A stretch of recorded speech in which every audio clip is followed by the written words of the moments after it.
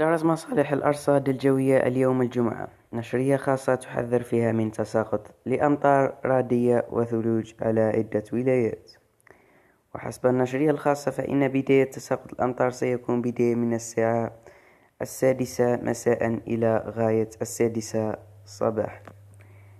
صبيحة غد السبت. ومن المنتظر أن تكون كمية الأمطار المتوقع تساقطها من 20 إلى 30 ملم محليا.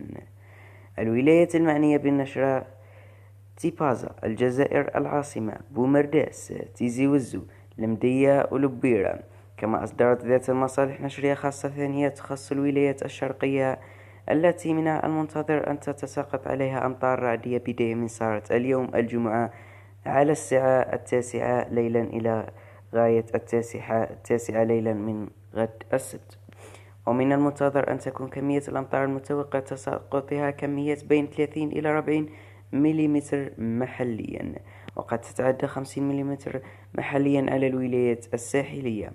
الولايات المعنية: بجاية، جيجل، سكيكدا، عنابة، والطارف، سطيف، ميلا، قسنطينة، قلمة، سوق أهراس، برج بوريريج.